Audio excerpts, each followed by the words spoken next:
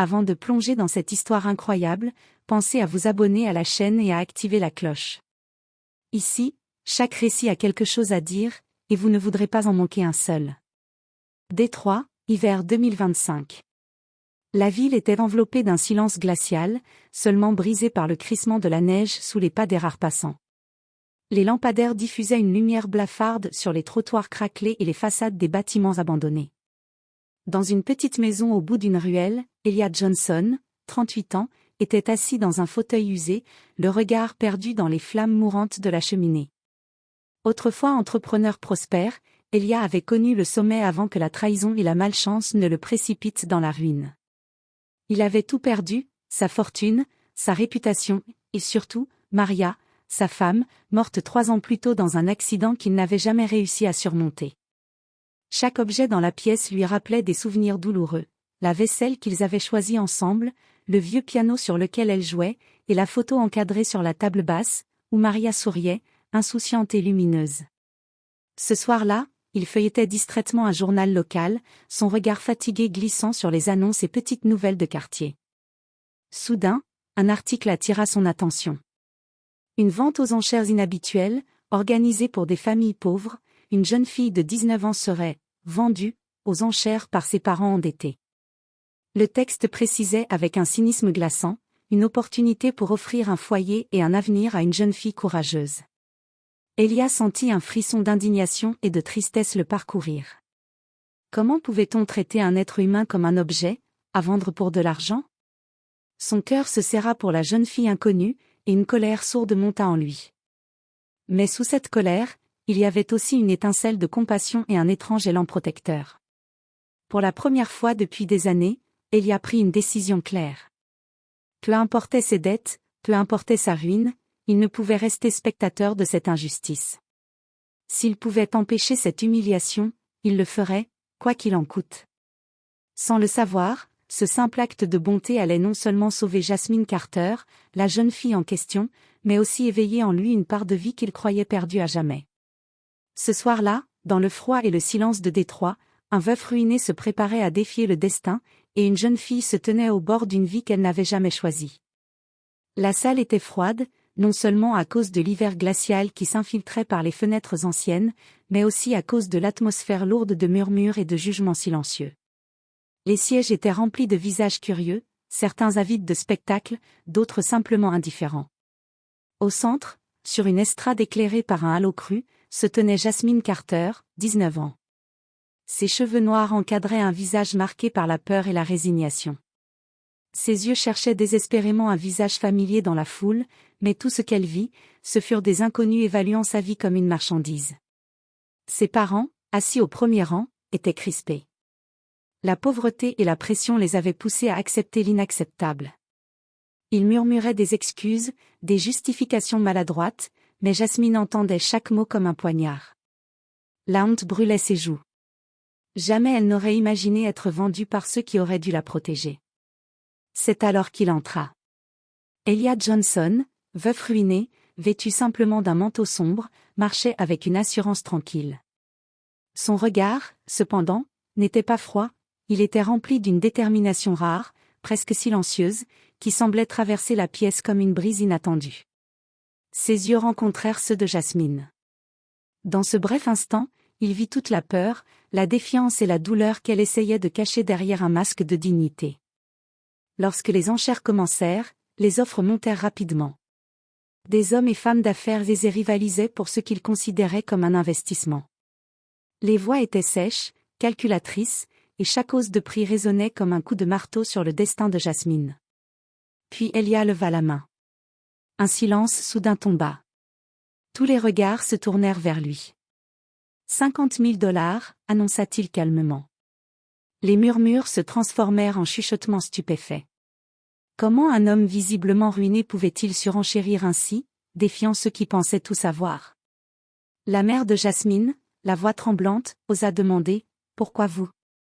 Elliot la regarda, droit dans les yeux, et répondit « Parce qu'elle mérite mieux que ce que vous croyez lui offrir. » Ces mots étaient simples, mais portaient une force inébranlable. La salle retint son souffle. Les autres enchérisseurs hésitèrent, puis se retirèrent un à un, incapable de rivaliser avec la conviction tranquille d'Elia. La vente se termina dans un murmure, et Jasmine fut achetée par cet homme inconnu, dont la pauvreté apparente masquait une dignité et une bonté exceptionnelles. Pour Jasmine, ce moment fut à la fois une libération et un choc.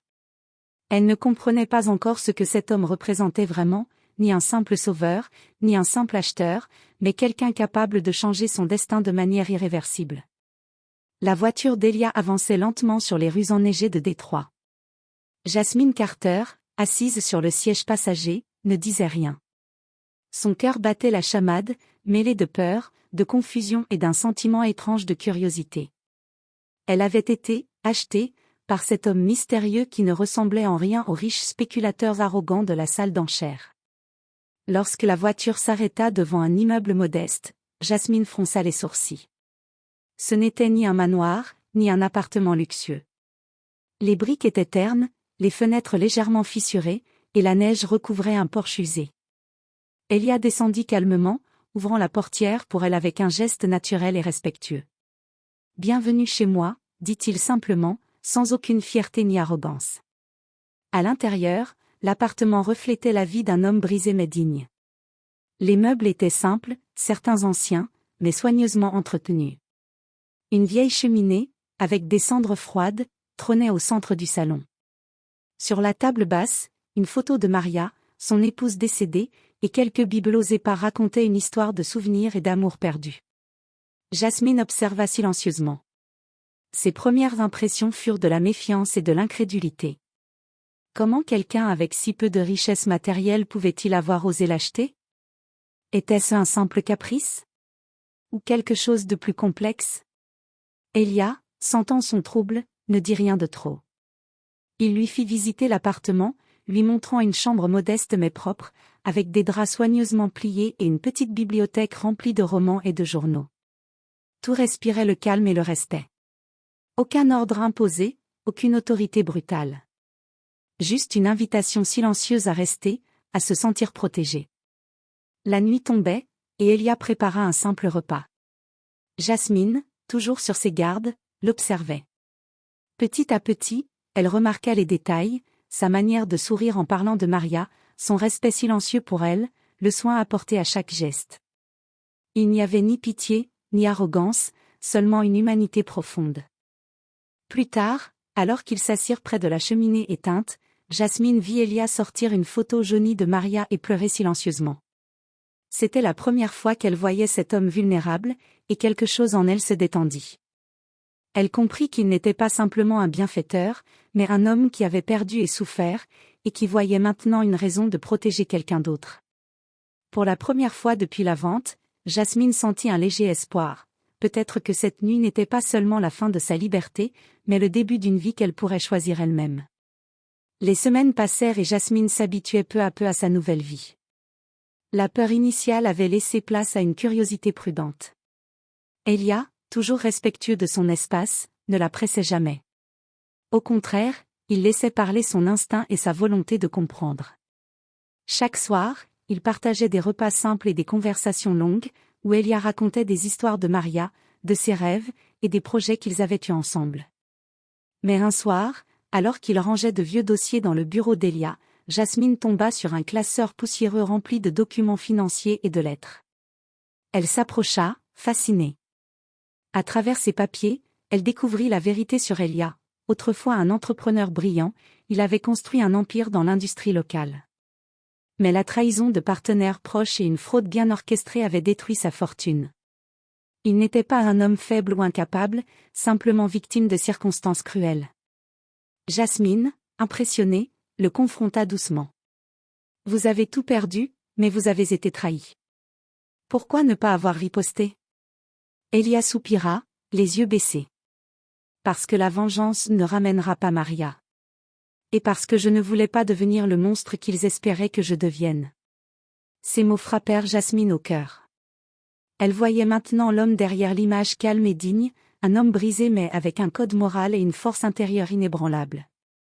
Peu à peu, une admiration silencieuse naquit en elle, accompagnée d'un sentiment nouveau, difficile à nommer mais impossible à ignorer. Motivée par ce qu'elle venait de découvrir, Jasmine proposa son aide. Ensemble, ils commencèrent à enquêter discrètement sur les anciens partenaires d'Elia, analysant des contrats, suivant des pistes et reconstituant les événements qui avaient conduit à sa chute. Chaque découverte renforçait leur lien, car ils partageaient non seulement un objectif commun, mais aussi un respect mutuel et une confiance croissante. Un soir, après une longue journée de recherche, Elia et Jasmine se retrouvèrent sur le balcon, regardant la neige tomber sur Détroit. Le silence était confortable, presque complice. Elia brisa le silence. « Tu sais, je ne pensais pas qu'après tout ce que j'ai perdu, quelqu'un comme toi pourrait entrer dans ma vie, changer ma manière de voir les choses. » Jasmine sourit légèrement, le cœur battant. Elle comprit que ce lien qu'ils étaient en train de tisser n'était ni simple gratitude ni obligation. Il y avait quelque chose de plus profond, une connexion silencieuse qui se construisait entre deux âmes blessées, cherchant à se reconstruire. Cette nuit-là, pour la première fois depuis des années, Elia sentit une lueur d'espoir. Et Jasmine, pour la première fois depuis qu'elle avait été vendue, se sentit protégée, respectée et étrangement vivante. Les mois suivants furent un mélange d'efforts, de découvertes et de guérisons. Elia et Jasmine avaient trouvé un équilibre fragile mais précieux. Grâce aux compétences de Jasmine et à sa détermination, ils réussirent à identifier les failles dans les anciens contrats et à récupérer certains biens et comptes bloqués. Ce succès financier, modeste mais symbolique, redonna à Elia confiance et dignité. Pour Jasmine, ce processus fut bien plus qu'une aide matérielle. Elle avait trouvé un rôle, une raison de se battre et de croire en elle. Chaque pas vers la reconstruction d'Elia était un pas vers sa propre liberté intérieure. Elle n'était plus la jeune fille humiliée vendue par ses parents, mais une partenaire respectée et écoutée.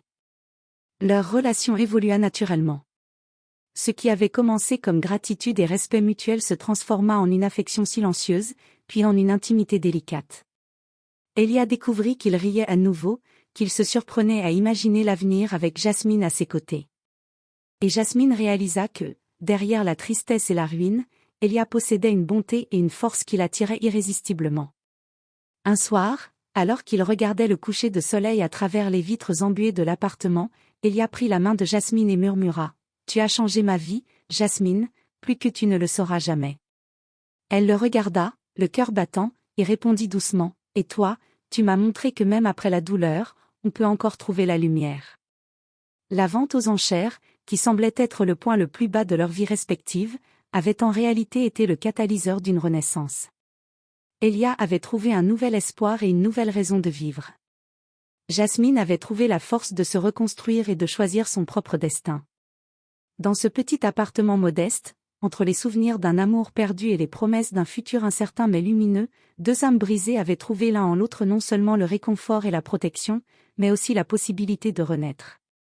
Le passé demeurait lourd, mais il n'était plus une prison. Ensemble, Elia et Jasmine étaient prêts à affronter la vie, à écrire leur propre histoire, et à prouver que même au cœur de la douleur et de la trahison, la bonté et l'amour pouvaient survivre.